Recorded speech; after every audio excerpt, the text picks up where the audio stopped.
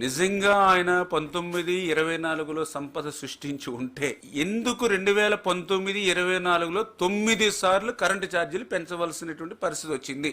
Direct question. ఎందుకు నేను ఈ మాట చెప్తున్నానంటే 2014లో రాష్ట్ర విభజన జరిగినటువంటి పరిస్థితుల్లో ఆ రోజు విద్యుత్తు లోటులో ఉంటే చంద్రబాబు నాయుడు గారు అధికారంలోకి వచ్చిన తర్వాత 14-19లో చంద్రబాబు నాయుడు గారు తీసుకున్నటువంటి నిర్ణయాలతోటి మిగులు విద్యుత్తుగా ఆ రోజు మేము 19కి మార్చి 5 సంవత్సరాల్లో మేము ఒక్క రూపాయి కూడా విద్యుత్ ఛార్జీలు పెంచకుండా ప్రజల మీద భారం వేయకుండా 24x7 ఆ రోజు మేము విద్యుత్తును అందించాం. మీకు తెలుసు, మాకు తెలుసు. మరి నువ్వు 19-24లో నువ్వు సంపద సృష్టించినట్లయితే మిగులు విద్యుత్ ఉన్నటువంటి రాష్ట్రాన్ని కూడా ఎందుకు మరి నువ్వు 9 సార్లు విద్యుత్ ఛార్జీలు పెంచావు? 9 సార్లు విద్యుత్ ఛార్జీలు పెంచడమే కాదు, ఏదైతే ట్రూ అప్ ఛార్జీలు గాని ఏదైతే సర్ ఛార్జీలు పేరు చెప్పి ఎందుకు నువ్వు 5 సంవత్సరాలు పేద తరగతి మధ్యతరగతి వర్గాలు నడ్డి విరిచావు? ఇది సెకండ్ క్వశ్చన్. థర్డ్, నువ్వు 19-24లో నువ్వు చేసినటువంటి పాపాలు ఏవైతే ఉన్నాయో ఈ రోజుకి కూడా, ఎందుకంటే మళ్ళీ ఇప్పుడు నువ్వు ఏదైతే డిస్కమ్స్ ఉన్నాయో మరి వాళ్ళకు కూడా నువ్వు పెట్టినటువంటి అప్పులు ఏదైతే దగ్గర 18,000 కోట్లు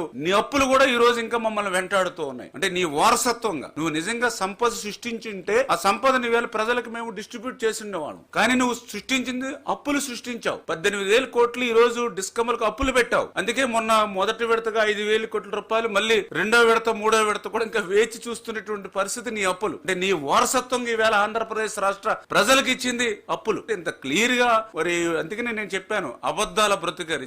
జగన్మోహన్ రెడ్డి అంటే అబద్ధాల బ్రతుకు. ఇటువంటి అబద్ధాలకి అసత్యాలకి ఎక్కడైనా ప్రపంచంలో పేటెంట్ హక్కు కేర్ ఆఫ్ ఏదైనా ఉందంటే అది జగన్మోహన్ రెడ్డి. అబద్ధాలను అసత్యాలను కూడా అలవోకగా మాట్లాడేటువంటి శక్తి ఆయనకి మాత్రం ఉంది, ఈ ప్రపంచంలో ఇంకెవరికి లేదు.